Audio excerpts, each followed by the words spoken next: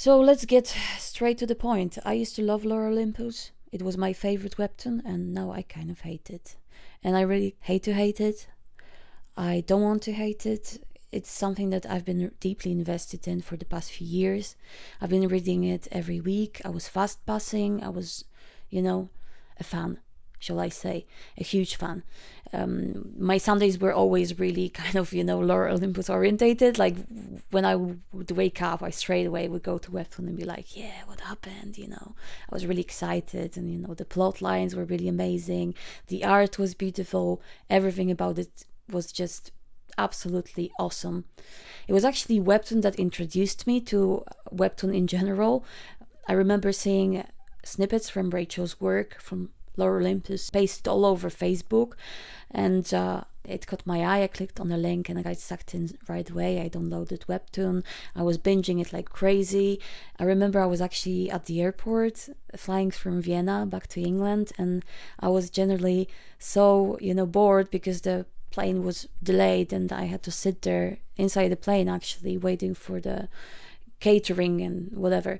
But anyways, it's been like 2 hour delay in total, so for me it was like lifesaver as well, because I kept binging it and I was just like, I was not bothered. I was sucked deeply into this story. I didn't want to let go. And I've been a huge supporter of Rachel in general. I've seen her opening about her struggles in the past about people not liking or criticizing her art. It was like a success story for me, and generally I've been really fond of it throughout the last few years. That's why what I kind of wanted to emphasize before I start getting into my critique, because I don't want to come across as someone who's just hating for the sake of hating. I've been kind of, having sympathy for what Rachel might be going through in her personal life that might be affecting her work. Also, I'm not critiquing her in any means. I'm just critiquing the story. I feel it's been a bit of a downhill ride lately. But anyways, let's just talk about the good things first, so it goes a bit smoothly. I'll make a sandwich out of it. The storylines were very interesting. The characters were very fleshed out and they had their own quirks and personalities. I was really impressed with the way some myths were translated into the storylines, and it had those bright colors. Rachel's designs are really unique, and especially her early work, like sort of like, I would say maybe middle, kind of in the middle chapters. The art style changed quite a lot throughout the course of the whole storyline, but it was just really something else. I was really impressed, and yeah, it's been emotional, right? Certain storylines were more interesting to me than others, but generally the quality was always top notch. The chapters were very long, which was totally impressive. I seen some people criticizing the art, saying things like the backgrounds were very simplistic and whatever, but you know what, it doesn't really matter. Even if they weren't as detailed as some of the webtoons out there, you were getting very good quality work that had a spirit in it, that had a soul in it. And it was just something very different. And so for quite a while I've been reading it, and I had absolutely nothing bad to say about it. No criticism, nothing. I was raving. I was in love. And then first rift in our relationship happened, and I think it was sort of somewhere around the episode with the trial, or perhaps it was the fertility goddess episode where they were first explaining the whole fertility goddess thing. Or maybe it was that scene when it was revealed how Persephone got into. And again, this is something I have to talk about before we enter any sort of details. Like, there will be spoilers. It's gonna be full of spoilers. So if you don't want to listen to any, just click away. It was, that scene where it's revealed. It's like a flashback. It's revealed how the whole Persephone Havoc scene happened when she grew into Titan-sized woman and went on a rampage, and there is a whole sort of a reveal in a form of retrospective scene that shows you what really happened. And I don't know, it was somewhere around that time where I really started losing a lot of love I had for Lore Olympus. I'm saying it with a heavy heart because You know, I love the series. It was something big for me. So I wanted to talk about what kind of made me change my mind about it around that time. So basically, there was an element of mystery to the story, and that was that whole Persephone incident. And it's actually a marking of a very good story where they don't reveal everything to you straight away.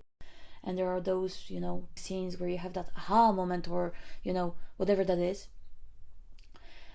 But it was really, you know, unsatisfying. I'm gonna be honest with you. The way it was built up, the way it was kind of like hinted that she might have some sort of like a dual nature, you know, where she's this naive young girl, but at the same time she has that fire in her, and that kind of a, you know, evil side, that shadow self kind of a thing. That was really kind of built upon and hinted throughout the whole story. She had a meltdown in front of a mirror when she heard voices talking to her, you know, glowing red eyes, all of this stuff. But then, you know, I get it.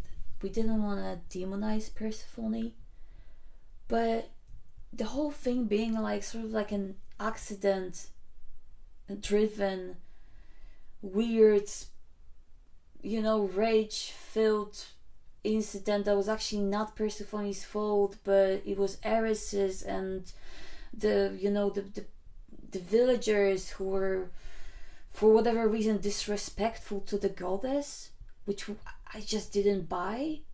I was like, what the hell? Are you serious? Like, these guys knew that those gods have powers, and I just don't see anybody coming and be like, oh yeah, this is just a spring goddess, she can't do anything to me, you know, whatever. It just, what the hell? And it felt to me like a cope. I actually remember having this thought now that I think about it. There was a cliffhanger, and it was like the ending of one of the seasons where like they were talking about, you know, what happened with Persephone. They were basically talking about this rampage that Persephone went on, and how she's actually, you know, unrestrained evil and whatever, you know. And I remember people saying in the comments like things like, no way, like what she's done, that's a bit much, like whatever. And then it's like Rachel toned it down because she was like afraid of go full on into that dual nature of Persephone.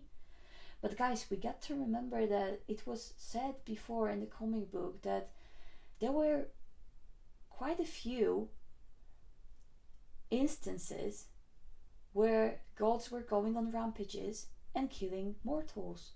It's been shown to us when Eros did it, and we didn't hate him. And it was just because it's the main protagonist and she's supposed to be this, you know, innocent cinnamon roll character. All of a sudden it's like, nah, it's too much. She has to be like, you know, more perfect. Ever since that moment, I really lost a lot of interest in Persephone, because there was something really interesting about her being kind of this, you know, wild force of nature. She was literally like, you know, a goddess of spring who couldn't quite control her powers, with crazy hair, and she had this secret nature, you know. She wasn't entirely good. She was good on the surface, but there were certain things that were driving her towards her shadow self, you know. And gods were shown to be vengeful, so I don't understand why she can't be vengeful. Then again, you know, she literally lost her sisters, like sister-like characters to her. Sister, you know, the characters that she had sisterly relationship to. And she lost them. She had all the reasons to go like totally f***ing crazy. And yeah, and it's almost like this character got stripped away from all the kind of, you know, flaws and, you know, things that made this character kind of relatable. I don't want to sound like a genocidal freak, don't get me wrong, like I'm not relating to the whole incident thing per se, but what I'm saying is that she was flawed. She was sheltered, you know, she was basically locked away from the rest of the world. She didn't understand the nuances in the world. She was naive, but at the same time, she was kind of powerful in that kind of a wild force, sort of a bit maybe evilish type of way. But then we have to understand in the Lore Olympus and in generally in the mythology, mortals are not equals to gods. Like they're literally made to worship them. So it's kind of a bit natural for gods to treat mortals or as extendables. And I'm not saying that to justify it, but it's just how it is. They're gods and these are mortals. Like they shouldn't be concerned with the, you know, mortal stuff. And then we can't have her like being nasty to mortals. They literally have to be like, you know, I'm gonna be honest with you, I would much prefer, and I think that would be a way more nuanced approach to this whole thing, and which will give Persephone a bit more agency and a bit more power. If the original version was actually true, that she snapped, she was literally locked away, she was refused university by her mother, she didn't want to let her out, she was, you know, she literally saw her most beloved family members perish in front of her very eyes. And, you know, she snapped. She went on a rampage. She saw those mortals digging out those roses, killing those nymphs. But they were oblivious. They didn't know. But her Persephone was furious. They were ignorant, but their ignorance cost their lives, because this is where the rage came in. And it was not some weird heiresses rage or whatever, even if it was something like, you know, something out of the Sleeping Beauty that she really did gift her with rage. You know, give some of that rage to Persephone. Don't like give it to Ares. Make her more nuanced, you know. And then she's like full of regrets, so that gives the motivation of her wanting to hide this. She doesn't want to be, you know, associated with it. And then she becomes even more compassionate and even more loving, because she realizes she has this dark side that she needs to learn to control. You know what I mean? It would be such a, you know, more complex character. And I hate it. I hated what Rachel did with this. I hated it. And speaking of agency, the whole fertility goddess thing, I swear I was baffled. I was really baffled with the choice that Rachel went for with this. It's, well, let's just face it, it's weird. I mean, for me it was weird. You know, it would be a whole different pair of shoes if that was the case of like, oh yeah, so every now and then there is this fertility goddess that is born, and she is OP, she's super strong, she has her, you know, issues, but she has this power that raises her above average gods. But let her use her own power. Why is she a battery for Hades? She's literally a battery for Hades. She's like, those fertility goddesses can only empower men through love. And I'm gonna let it sink in for a second. You're literally giving away your powers to a dude. But you can't even access that level of power. You know what I mean? You can't access it yourself. I would say that being a fertility goddess and that, you know, Titan-sized business, it's like this avatar state sort of a thing. Like, I would understand if like she could go into this state, and maybe because she could do this, she would also empower someone that is in a committed, loving relationship with her, because they share this bond or whatever. But she's literally a device to empower, and she doesn't even have access to this power on her own.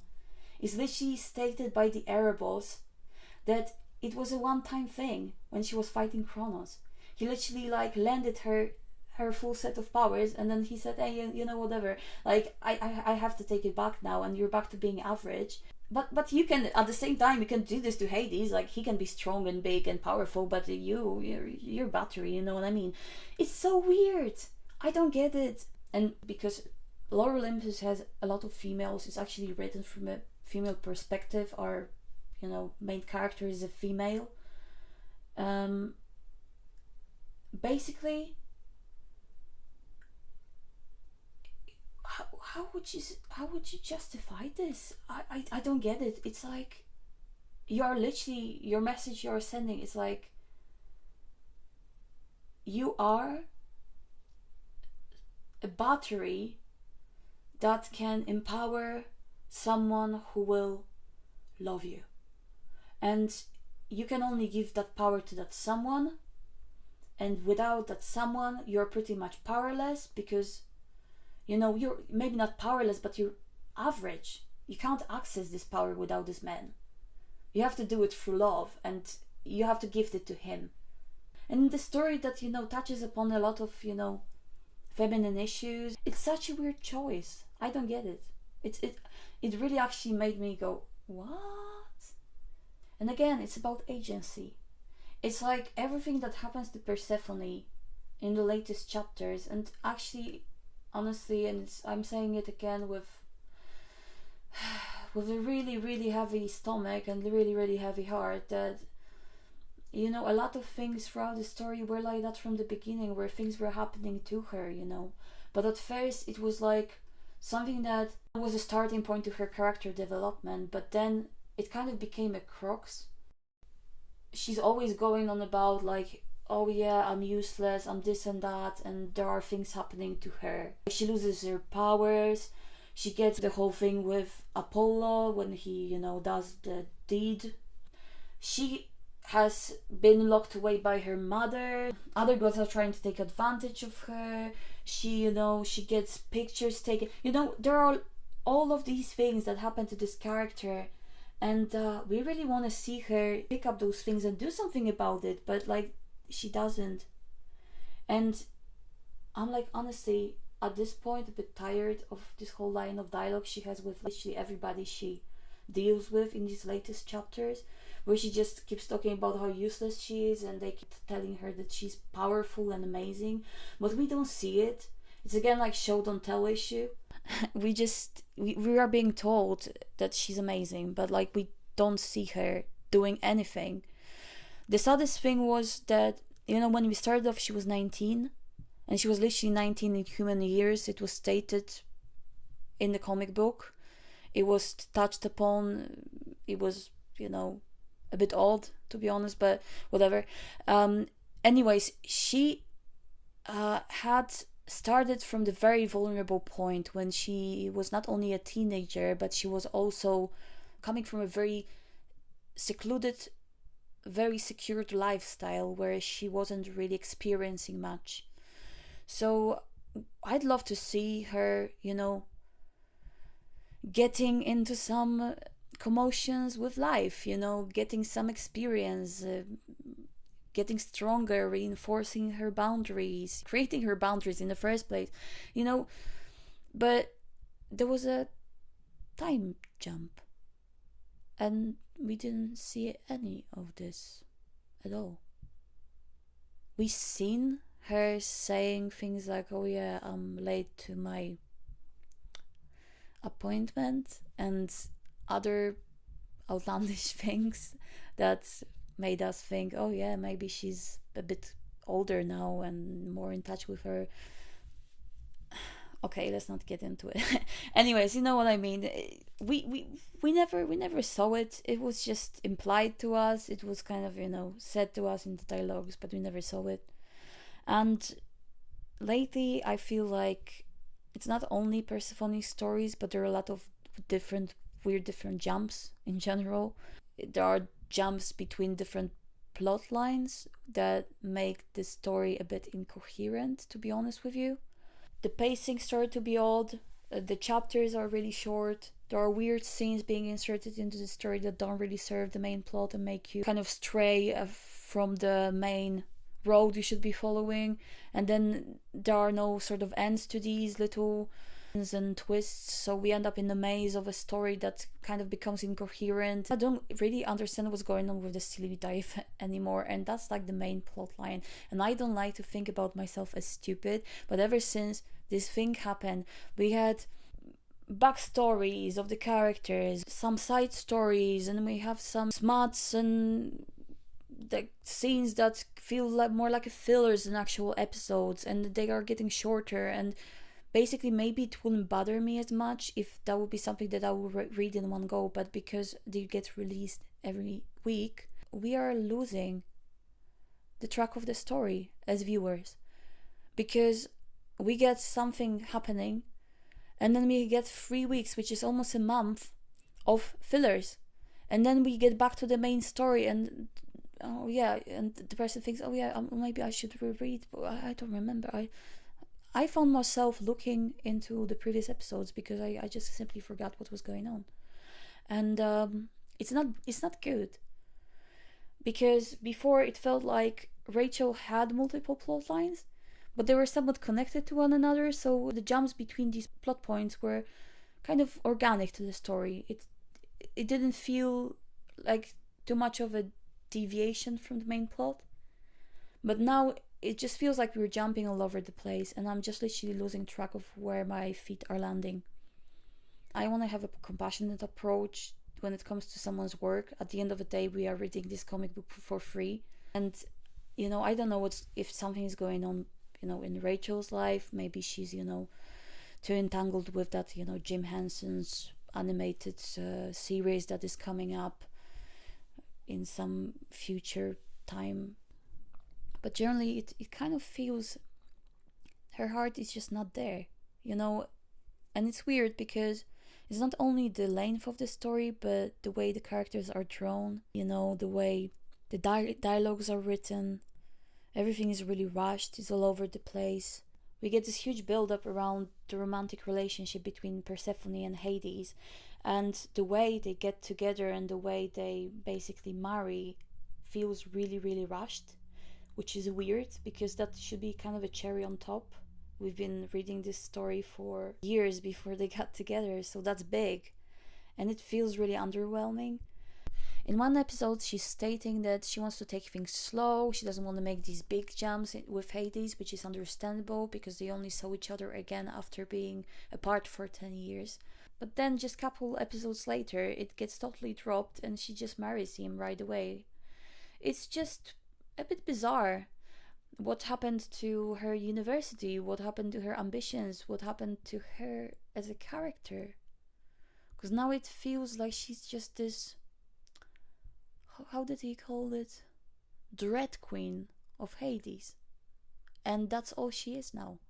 And since we're on that topic, that was a scene that kind of rubbed many a wrong way.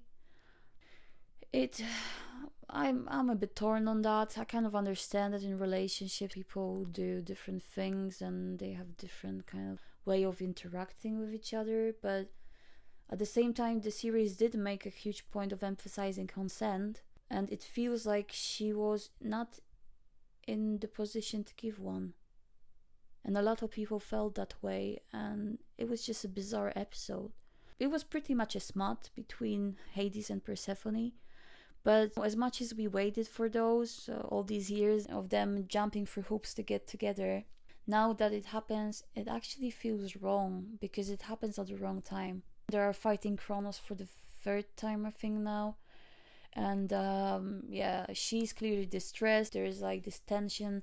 I don't know. It was a bit odd, I think.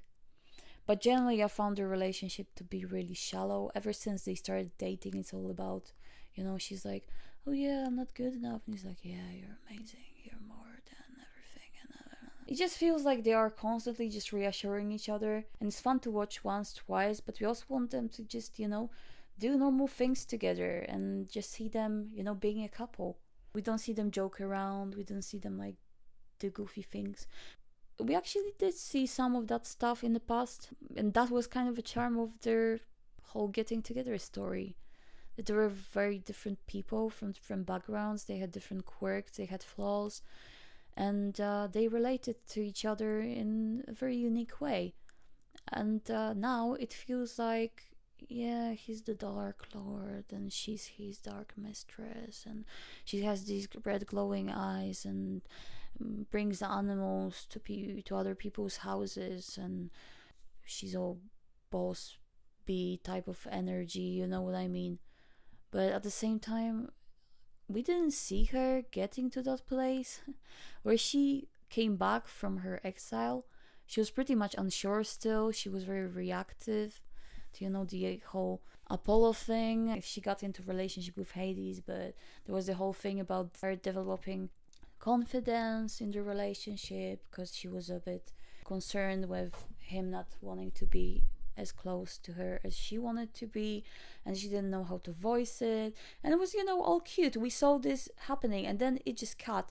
And I get that, in the times of crisis, people maybe behave different way, and gods are pretty much like any other person. They have very kind of human like personalities, but it just doesn't come across as genuine. It's like he's giving her attention, or they're in his mansion, swimming in his big swimming pool, or wearing amazing clothes that Rachel is really good at drawing. Like, they are really, really awesome. So I think if she ever wanted to, try something different than a webtoon, I think she would be a great fashion designer because she has a big sense of fashion. Instead of the plot, we get these weird scenes, and they're really repetitive, where they just like sad, and he's like reassuring her, and if he doesn't manage to do it with his words, he does it with his yeah. So it just feels really shallow. I don't know. I felt they had more flesh before. They were more kind of human, more relatable, whatever you want to call it. There's some quality that got dropped along the way when it comes to the relationship. I don't know. I can't point my finger to it. If you have any idea, let me know in the comments. But generally, it just doesn't feel like the same couple we were following. And yeah, a lot of problems that Persephone has, it gets pushed onto Hades. And again, I understand that he's supposed to be this protector and provider, whatever, but it just comes across as she is this helpless damsel in distress, which is weird because she's supposed to be this amazing empowered thing, but she keeps being choked, thrown around, offended. She's always in a victim position, and he always has to be the one dragging her out of the mud. The whole dynamic is really, really kind of like a protector and Mary Sue. Nah, I don't want to I don't want to go there, but I will.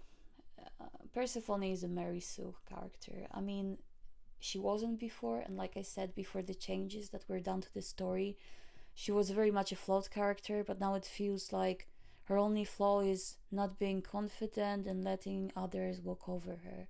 And we had these stories again, where the only flaw of the heroine is just her being, she has to believe in herself type of thing. And it's just such a worn out trope.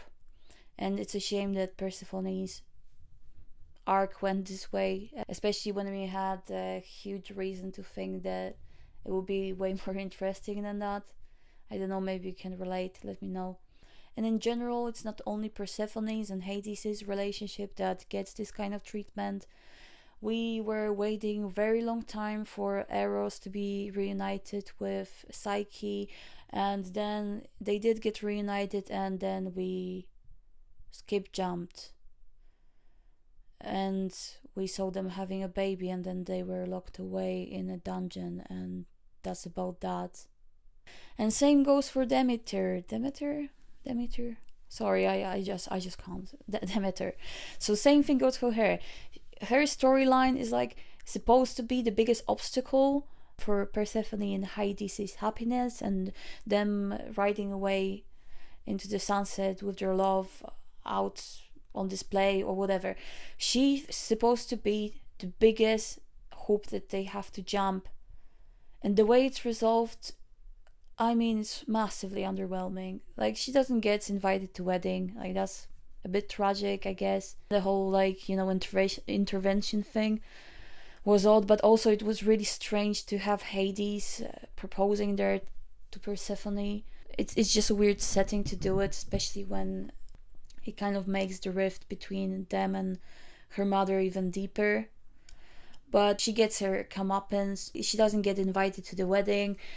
She's pushed aside for a while, but then we find out that she actually had another child while she was away, and now because Hades managed to turn into a slightly creepy dog and get that child out of the, Hades underworld, he gets to be the hero, and Demeter just drops all of her prejudice against the relationship. She just comes to embrace it. I honestly, why didn't she show us the struggle? Why didn't she show us Demeter going into a depressive episode where she causes, some sort of eternal winter thing? No, it's given to Persephone, and it's not given to Persephone because that's like Erebos' fault. So yeah. But she gets stripped out of her main arc, and how I said before that a lot of stories are subverted in a very unique and cool way. This is definitely not one of these stories. This is the subversion, but it's rubbish. I hated it. It's just, again, making a Persephone a victim and making her accidentally causing something that everyone is blaming her for, and she's like, oh yeah, I'm just horrible, and what. Drop this. We had this already many times. Why don't you give it to Demeter? She could be the one that needs to be swayed. Not Persephone coming to believe in herself. We already had that when she fought Kronos and she grew Titan size and saved everyone. Give Demeter some arc. But to be honest with you, when it comes to weird storytelling and weird sort of a convoluted plot points, we also get a lot of plot holes, which is not, it's very visible, and for me it was really jarring, and I'm surprised that not more of the people who read Lore Olympus picked up on that. But maybe they just didn't make themselves heard. Things like, do you remember when we had a beach episode? And it was quite early in the story. Hades was still with Minfe. And we had a situation where Persephone went to the beach, and the souls, the departed, they were basically telling her that she is a fertility goddess, and she was like really shocked. So I thought that, since mortals are worshipping gods, then maybe they have like the divine knowledge of, what kind of god is this god, because they recognize these gods as the gods of the certain attributes. She didn't have much contact with humans, with mortals, so she was never told by a mortal that she was actually a fertility goddess, not the goddess of spring. And then only when she had got in touch with mortals, the departed mortals, that she had this revelation that she's not actually who she thought she was. But then we get this scene where the mortals who get slaughtered by her later on, they just outward say that she's just a spring goddess and she's not to be treated seriously, and they mock her, which again is a huge stupidity. I just can't express how dumb it is. But generally it's like, so are you saying to me that the people in the underworld who are mortals know their gods, but while they're mortal they don't know their gods, but when they're in the underworld they know their gods more than the underworld gods no other gods? I mean, make it make sense. It just doesn't make any sense. And there's quite a few examples like that I could pull. I particularly remembered the plotline with Hera, Demeter and Hestia being sisters, and then it has been changed retrospectively to say that they are friends.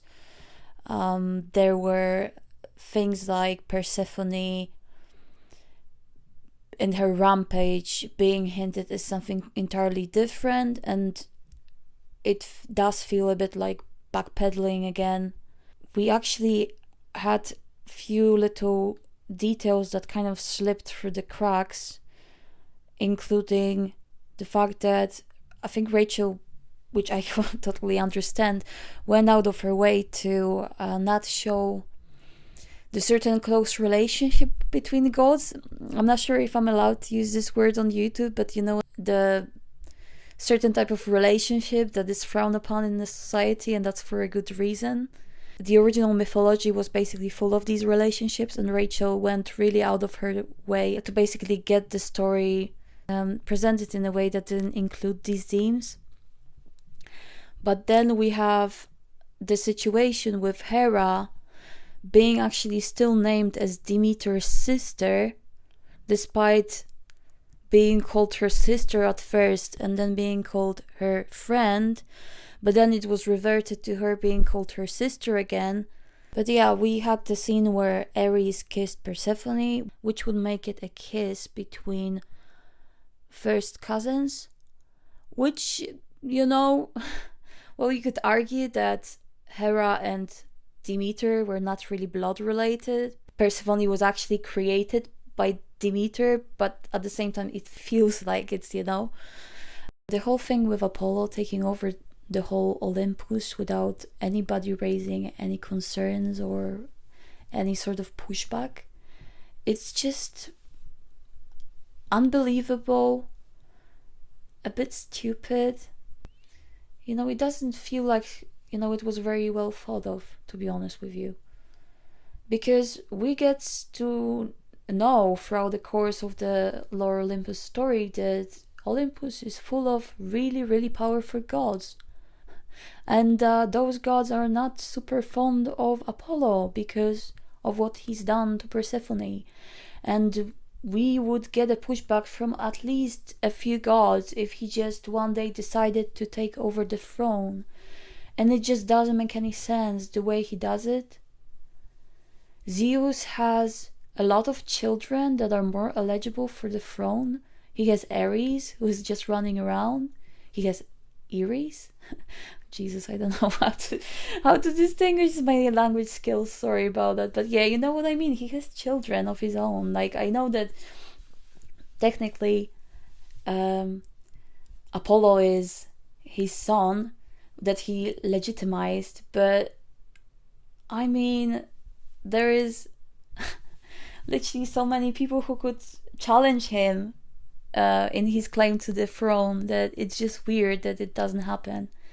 And the whole imprisoning of Eros and Psyche, it's also really dumb, and I think it's done for like laughs and to get them out of the way because they have been revealed the true nature of Apollo too. And they want to stop him, but like it's pointless. They're being stored away for the sake of the storyline, and their child is just somewhere. I don't know what is going on with the child. It's probably under Aphrodite's care, but all little things like that, they just make the story a lot more convoluted than it used to be. And also it feels like the characters were seriously dumbed down. The whole Zeus plot is just ridiculous. The literal Lion King-esque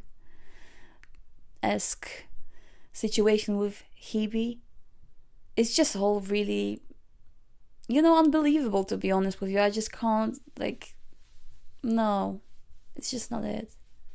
And it's a shame because it comes from the same person who made the whole, Psyche being turned into a nymph thing and following Aphrodite, and the plot twist that she was actually a nymph, and it was, it was a cool subversion of the original myth. And then we get this. There's also this thing about people leaving, certain things in the comments, and it feels like they are being read and they are being pushed into the story as well.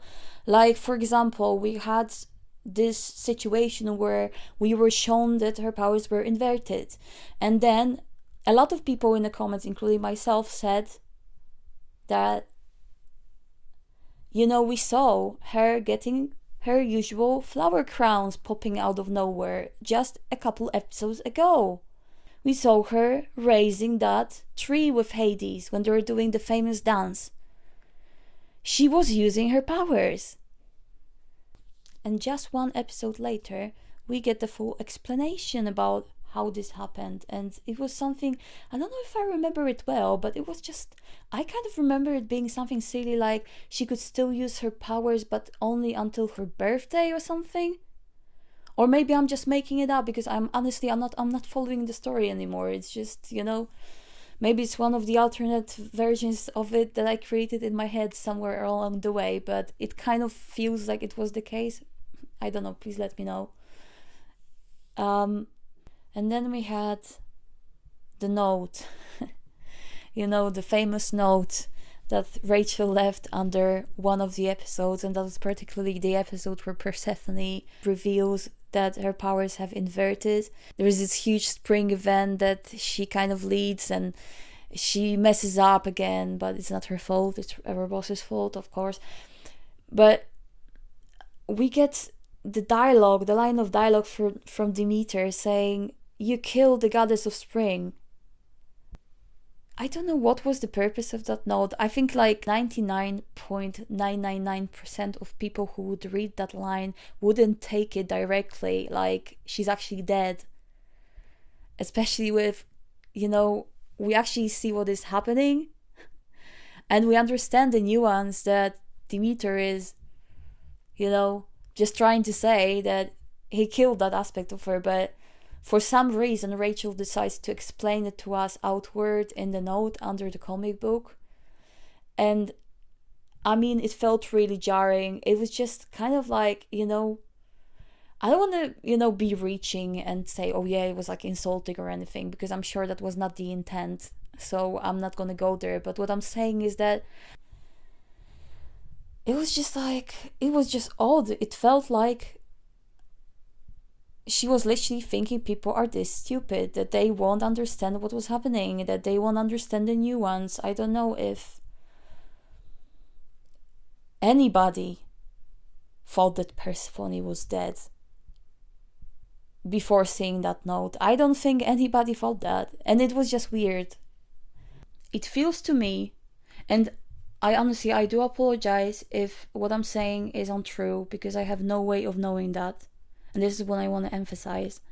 But it feels to me sometimes that Rachel doesn't really plan her story too much ahead. I might be wrong, but I'm pretty sure she said something like that in the past. And to be honest with you, it's really frustrating, because she has this almost perfect story. At some point, Lore Olympus was a solid story, But it feels like, because of that lack of planning, the story was twisted around, and it caused cracks to the story. And those cracks started to grow larger and larger, and now they are swallowing the whole story, if you know what I mean. And to be honest with you, I'm just a bit, bored with it. And it's sad, because it used to be the thing that I would reread again, because it was causing me so much joy. I would wake up in the morning, I would have some a nice story with some lovely panels that I could really admire, and I would basically reread the whole thing like twice or 3 times, maybe sometimes. But now I'm just not interested anymore. It just feels like I'm losing track of the plots. The characters are really flat and boring. They lost their quirks. We don't get so many haha moments. Everything's way more depressing, and we get some really questionable trajectories that the characters are being sent on, like them lacking agency and basically being used as a plot device to push the story forward. It just all becomes a bit of a chaos, and as much as I'm a fan of Ares, the Chaos Queen, I just think that maybe I'll take a break from it for a few weeks and come back when the episodes accumulate, so I can read them all in one go, so I can make more sense of the story. But honestly, I'm gonna be totally frank with you. I don't want to drop this story because of how huge it was for quite a good chunk of my life, But at the same time, I just don't feel I'm reading the same story anymore. So, just to summarize, I probably won't drop it, but I'm just gonna be reading it with way less emotions attached to it, hoping that those emotions that I really experienced while I was reading it for the first time will come back. But maybe it's just the way things go, you know. But I would say it would be best if Rachel just either wrap the story up or take some time off and really kind of reevaluate where she wants to go with that and do a bit more planning, because for now it's a bit of chaos. And again, I'm not speaking from a high horse. I don't want to sound like a person, because obviously I'm not a webtoon comic artist. I can only imagine the pressure you're under, you know, to give people quality content, but I just think you owe it to yourself at the end of the day, you know. If you started something great, it's best to finish it on a good note, even if it means that the story is not going to be as long as you wished it to be. Thank you so much for watching, and if you're interested in more stuff like that and me talking about series and, you know, webtoons and things like that, just stay tuned, subscribe, hit the like button, you know what to do. And for now, I wish you a fantastic day, and I'll speak to you later.